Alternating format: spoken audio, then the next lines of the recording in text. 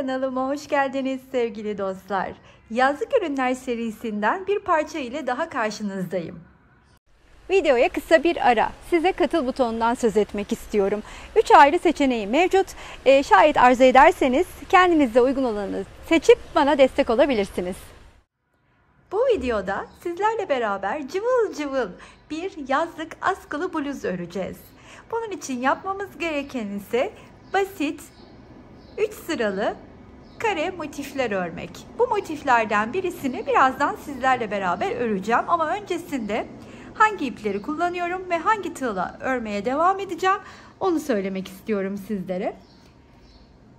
Yarn Art Baby kotonları kullanıyorum. Elimde kalan yazlık ipler şöyle bakın. Tamamen yazlık ürünler. Çok rahatlıkla üzerinizde yazın da taşıyabilirsiniz. Dikkat ederseniz zaten bu senenin yazlık ürünler serisinde en çok bu ipleri kullandım. Gazal Baby kotonlar da bu iplere benzemektedir. Hatta içinde bazen Gazal Baby kotonun da artmış kalan iplerini kullanıyorum. Hemen örnek göstermem gerekirse şöyle minikleri vardır Gazal Baby kotonların. Ondan bir tanesi bu. Göstereyim. Birbiriyle uyumlu. Dokuları tutuyor. Ben bir arada gayet rahat kullanabiliyorum. Bu bluzda 2,5 milim tığ ile örüyorum bu motifleri. Bu motiflerden benim 58 adete ihtiyacım olacak. Şimdi bir tanesini birlikte örelim. 3 sıralı minik basit motifimi hemen sihirli halka içine çalışacağım. Dilerseniz sağlamlaştırmak isterseniz bu ipi 2 kere de dolayıp sihirli halkanın içine çalışabilirsiniz. Ben çok iyi gizlediğim için zaten videonun tamamında izlediğinizde devamında göreceksiniz. Sökülmesini imkansız hale getirdiğimden ben bir kere doluyorum. Arasından ilmeğimi çıkartıp şöyle bir kere de zincir çekip kilitledikten sonra bir zincir daha çekip yükseliyorum. Etrafında döndürüyorum. Arkadan ipi hemen geçiriyorum. Ve yanına 2 tane ikili trabzanımı örüyorum. Daha sonra aralarda 2 zincirim var. 2 zincir çekiyorum. Tekrardan 3 tane ikili trabzan örüyorum.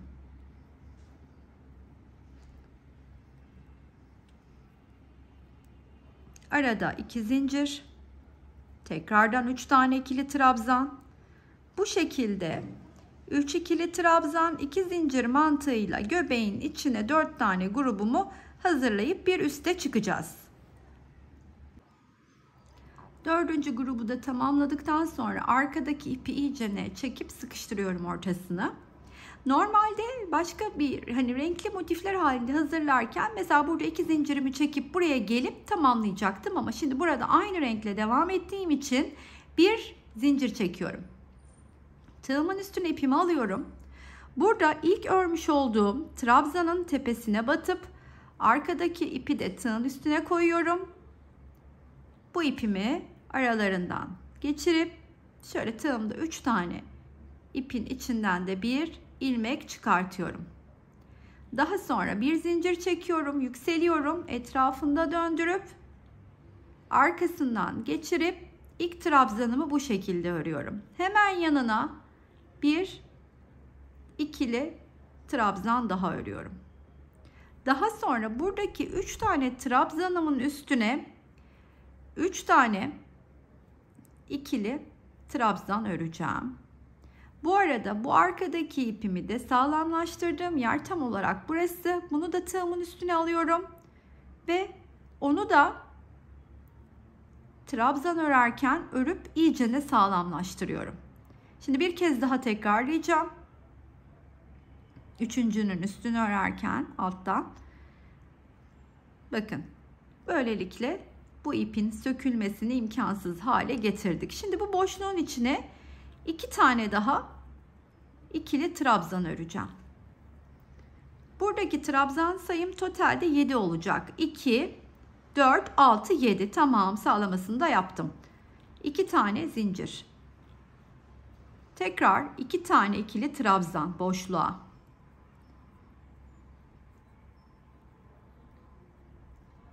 Trabzanların üstüne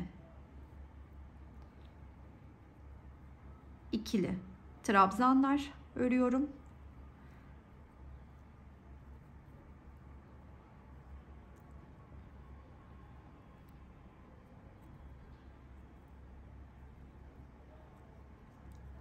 boşluğa 2 tane daha öreceğim. Diğer 7'liği örmeden önce bunu bir kere sayıp sağlamasını yapalım. 2, 4, 6, 7 trabzan. Tamam. Şimdi diğer 2 tane üçlünün üstünü de bu şekilde tamamlayıp geliyorum. Burada da artık bir üst sıraya çıkarken yine aynı şekilde bir zincir çektim. Tığımın üstüne ipimi aldım. Buradaki ilk trabzanın tepesine battım. Arasından kaydırarak geçirdim. Ortaya geldim. Yine 2 tane ikili trabzanını boşluğa örüyorum. Ve trabzanların üstüne de birer tane ikili trabzanlarımı örüyorum.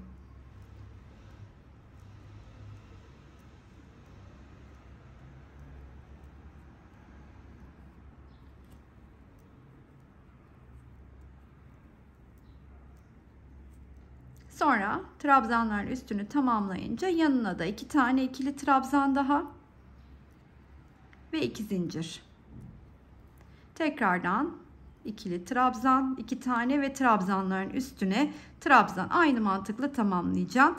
Totalde 2, 4, 6, 8, 10, 11 tane trabzanımız olmuş olacak. Bu şekilde de sağlamasını yapabilirsiniz. Sonuna kadar geleyim örüp.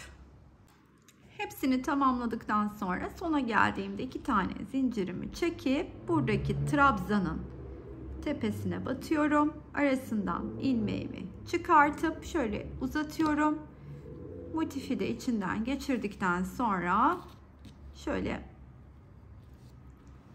iyicene sıkıştırıp ipimi uzuncana kesiyorum. Arada yok edeceğim, gizleyeceğim. Daha sonra bu motiflerin sayısını 58 adete tamamlayalım. 58 adete tamamladıktan sonra da motifin, bluzun yapımına başlayalım. Ama öncesinde benimki kaç santim düştü hemen size söyleyeyim. Benim motifim böyle 6,5 santim diyebilirim. Şöyle göstereyim size de hemen. Şöyle yatırıyorum bakın yere.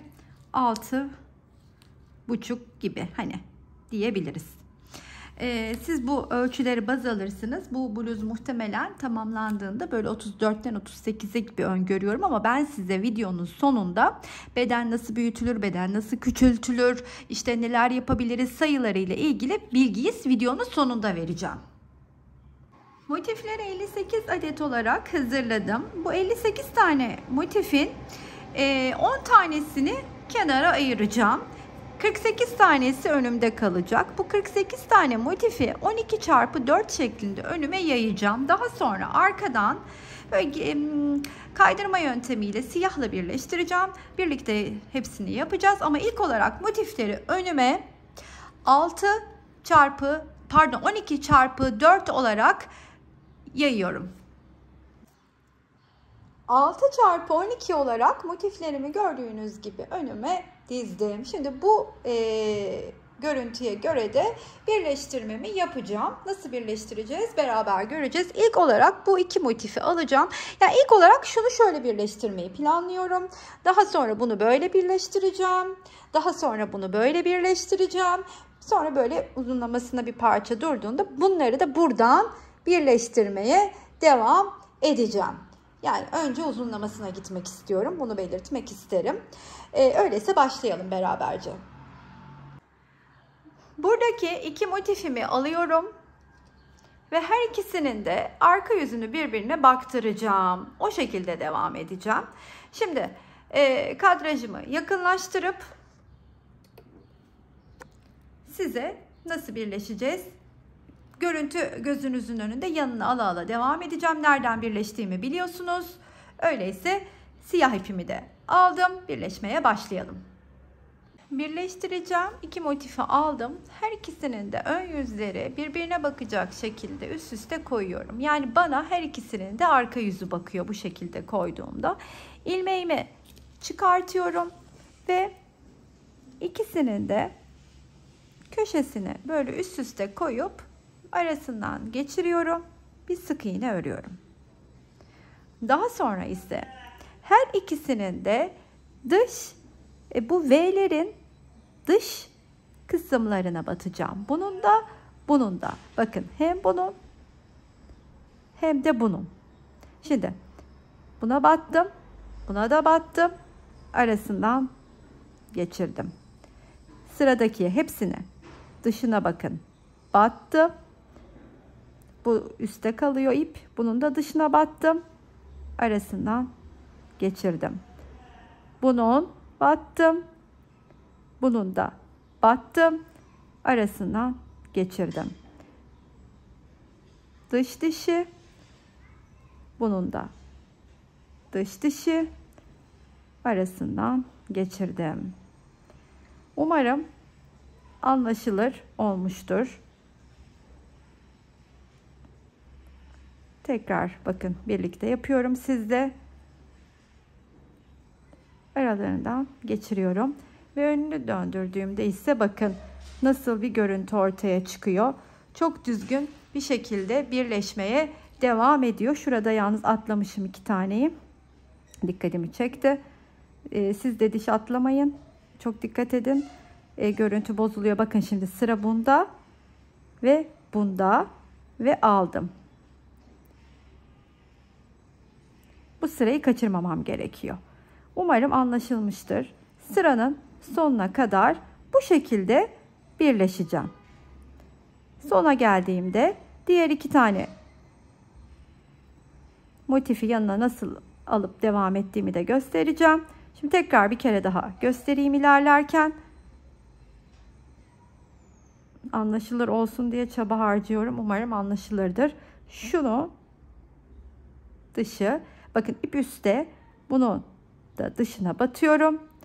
Aynı yönden batıyorum. Yani ayırmıyorum. Onu oradan diye arasından geçiriyorum.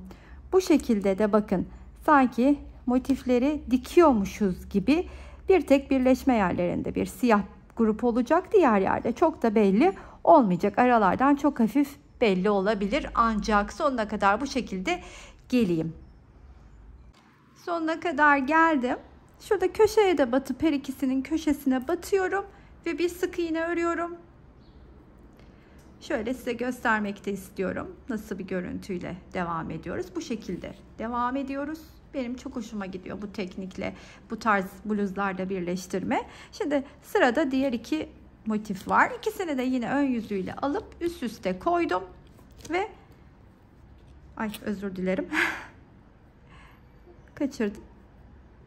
Her ikisinin de köşesine yine batacağım. Şöyle ve köşeye sık iğnemi örüp biraz evvel size gösterdiğim yöntemle bunun da sonrasında bunun da ilk dışa bakan dişlerine battım. Arasından geçirdim. Şimdi batıyorum buna. Buna da batıyorum. Arasından geçiriyorum. Buna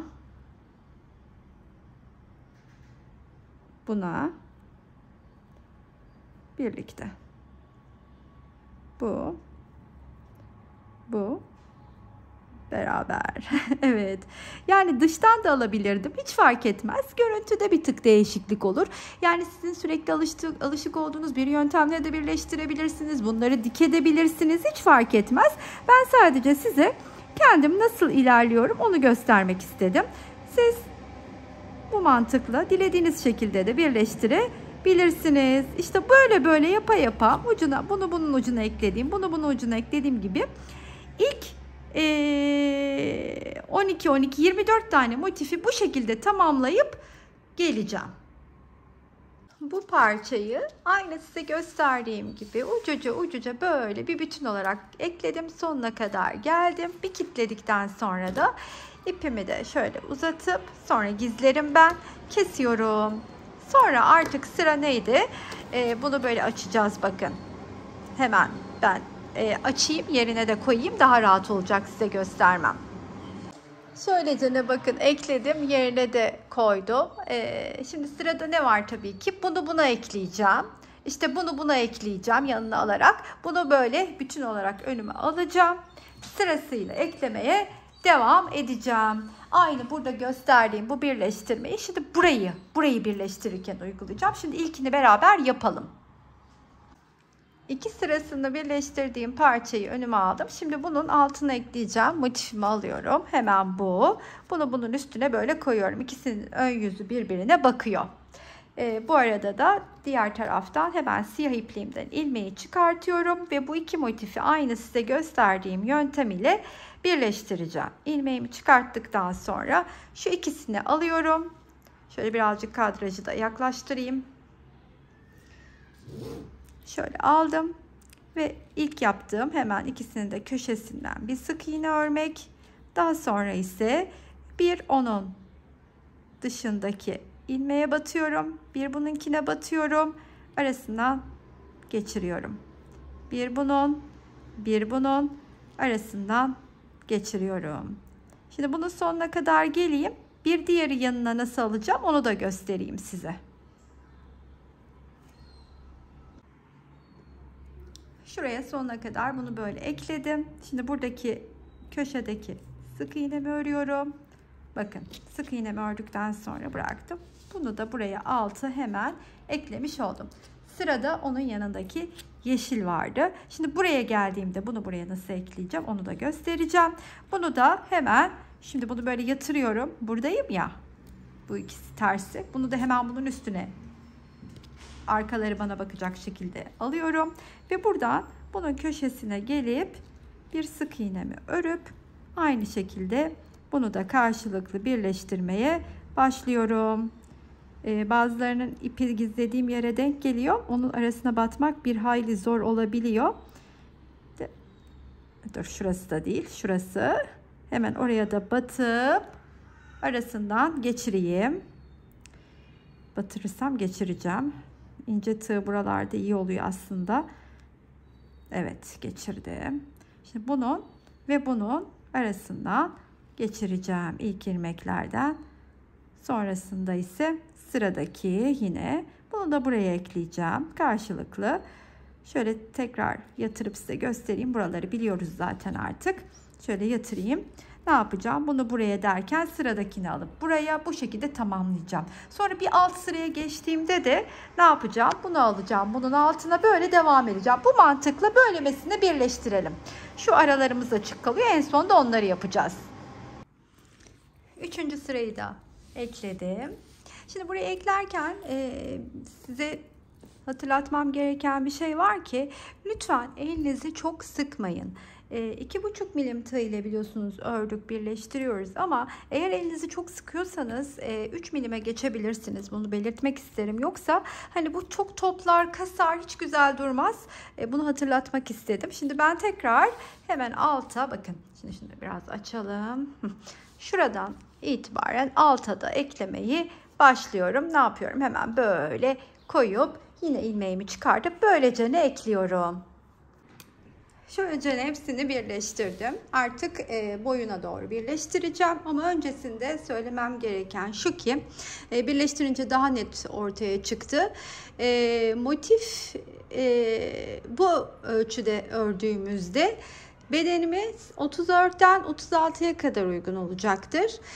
Daha büyük bedenler için motifleri bir sıra daha fazla büyütebilir ya da benim gibi 12 yerine de değil de 13-14 motif yerleştirebilirsiniz. Tam açılımında bunu da söylemek istedim. Tekrardan video sonunda daha net bilgiler vereceğim. Artık böylemesine birleştireceğimiz için o işlemi tabii ki tersten yapacağım.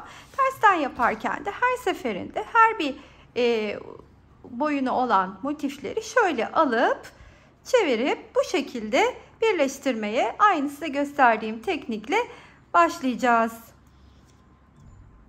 İlmeğimi çıkarttım. Üst üste koydum motifleri ve hemen köşenin içinden batıp bir sık iğnemi ördüm. Daha sonra aynı diğerlerinde yaptığım gibi dıştan batıyorum. Buradan da dıştan ilmeğimi alıyorum. Arasından geçiriyorum. Karşılıklı bu şekilde birleştiriyorum. Şu ortada geçiş yerine kadar böylece birleşip geleyim.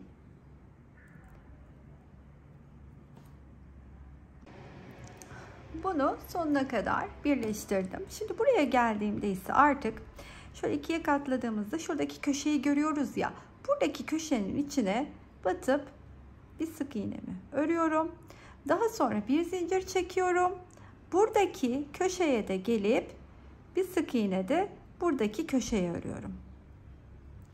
Daha sonra aynı yöntemle birleşmeye devam ediyorum karşılıklı. Şöyle. Bütün hepsini aynı sistemle yapacağım. Bütün bir parçayı böyle açıkken birleştirelim. Sonrasında katlayıp nasıl form vereceğimizi göstereyim. Minik karelerin tamamını size gösterdiğim gibi birleştirdim. Tamamını birleştirdiğimde uzun bir parça halindeyken 79 santim kadar oluyor. Genişliği 24 santimde uzunluğu.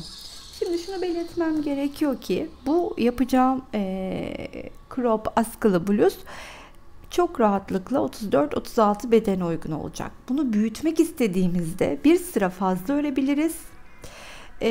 Hatta baştan bir sıra fazlayı örersek motifimiz otomatik olarak büyüyeceği için enlemesine de 12 değil 10-11 motif koyabiliriz. Ben burada şimdi net ölçü veremiyorum. Çünkü burada önemli olan aslında göğüs ölçümüz. Göğüs ölçümüzü aldıktan sonra bunu çalışmamız çok daha mantıklı olur. Ya da tek tek kareleri ilk olarak denersiniz hepsini ekleyerek atıyorum. Bu belli bir uzunluğa geldiğinde üstünüze tutup yanına bir tane daha eklersiniz. Kısaysa ya da tam gelmişse orada bırakıp ona göre de motif sayınızı belirleyip ilerleyebilirsiniz. Uzunluğu için de enine kaç tane motif koymuşsanız uzunluğunu da her bir sırasındaki uzun motif sayısı kadar arttırabiliyorsunuz. Şimdi mesela ben 12 tane motif koydum. Bir sıra daha uzatmak için 12 tane motif örmem gerekiyor. Şimdi bunu artık formunu vermek istediğimden ve de tersten çalıştığımdan tabii ki şöyle çevirip arka yüzünden bu yanlardan da tutturacağım. Şöyle göstereyim. Şuradan da tutturacağım. Aynı hani birlikte yaptığımız gibi yine ben ilmeğimi çıkartıp şu yandan batıp karşılıklı birleştireceğim. Birleştirirken burayı aynen ekledim. Size gösterdiğim gibi birleşip geldim. Şimdi buradaki geçişi de şu köşeye bir kere batıp bir sık iğne örüyorum. Sonra bir zincir çekiyorum. Tekrardan buraya geliyorum. Bir sık iğne de buraya örüp yine karşılıklı birleştirmeye devam ediyorum. Bir buradan ilmek alıp bir buradan batıp şöyle aralarından geçirerek devam ediyorum. Sonuna kadar bu işlemi yapacağım. Size tekrar hatırlatmak isterim ki lütfen elinizi çok sıkmadan rahat bırakarak bu kısımda öyle devam edin. Kasma yapmasın. Parçayı yandan da birleştirerek tamamlamış oldum. Tersten birleştirdim de şimdi önünü çevirdim. Askıları yerleştirirken yeniden tersini çevireceğim. Sadece önden nasıl yerleştireceğimi göstermek istedim. Bir kenara ayırdığımız 10 tane küçük parçayı bu şekilde birleştirdim. Aynen size gösterdiğim gibi arkadan tek birleştirip şu formu verdim. Daha sonra bu 5. motifler, 5 motifin ortasında kalan motif ortada kalacak şekilde şöyle katlıyorum ve parçayı önüme alıp şöyle göstereyim size. Şöyle üstüme denedim bu arada. Şu kol altında kalacak 2 motifi görmüyorum. Burada ve burada. Şunu böyle elimle kapatıyorum. Şu 4 motifin böyle ortalamasına yerleştiriyorum. Üstümde denedim. Bu şekilde hoşuma gitti. Size de öyle göstermek istedim. Böylece ne tutturacağım ama dediğim gibi işlemi tersten yapacağım. Ben birini yerleştireyim. İkinciyi birlikte yapalım. İlk olarak parçayı ters çevirmeyi unutmayın. Askının birini önlü arkalı yere yerleştirdim. Diğerini birlikte yapalım istedim. Sağ ve solda kol altındaki kalacak motifi açıkta bıraktım. Biraz daha buradan içten girerek buradan iki trabzan alarak bir ortalama yaptım. Üstümde deneyip bunu buldum doğru yolu. En çok içime sinen yeri belirledim. Burada da bunun karşılığı olarak bunun ikinci dişinden başlayacağım. Tam ortalamış olacağım bunu eklerken. Şimdi şuradan bir batıyorum ilk önce. Sonrasında buraya geliyorum. Bunun da bir köşesinden batıyorum. Tabii ilmeğimi çıkartıp ilk olarak battığım yerleri size göstermiş oldum. İlk önce ilmeğimi alacağım. Şimdi buraya battım. Buraya da battım. Aradan bir çıkartıp burada bir sık iğne gibi yapıyorum. Başlangıçta sağlam tutturmak için. Daha sonra yanındaki trabzanın şu dış dişine gene batıp onun içine batıyorum. Bir de buradakine batıyorum ve aralarından geçiriyorum. Şimdi köşeye geldim, köşeden battım. Bir de buradan batıyorum. Buradan da karşılıklı geçirdim. Şimdi burada yine köşeye geldim. Yine köşenin içine batıyorum. Buradaki ilmeğin de dişine batıp aradan geçiriyorum. Yani karşılıklı bir şekilde denk getirip ayarlayıp birleştiriyorum. Bu askıdaki motifin sonuna kadar. Tekrardan buraya battım. Aynı gösterdiğim şekilde sonuna kadar devam edeceğim.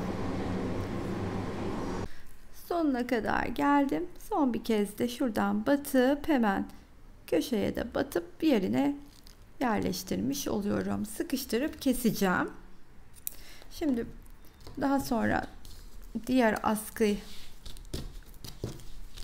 diğer tarafınkini de birleştireceğiz. Tekrar önüme yatırıyorum ve doğru yeri yine bulacağım hemen.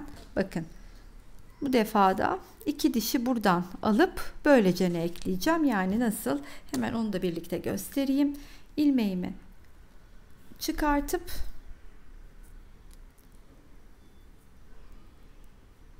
şöyle alıyorum önüme. Buradan dediğim gibi iki dişi kullanacağım. Şimdi buradan köşeden bir batıyorum. İlk başlarken biliyorsunuz bir şey yapıyorduk, sağlamlaştırıyorduk. İlk olarak bir aradan geçirip bir sık iğneyle sağlamlaştırıp sırasıyla artık birleştirmeye karşılıklı başlıyorum. Buraya köşeye geldim. Köşeye geldiğimi de aynı şekilde batıp devam ediyorum. Bakın arkada dişten aldım. Şimdi burada yine köşedeyim. Yine köşeye de batıp köşenin de içinden kaydırıyorum. Tekrardan sonra karşılıklı trabzanları arkadaki motifin son kenarına kadar birleştirip askıları da takmış olacağım.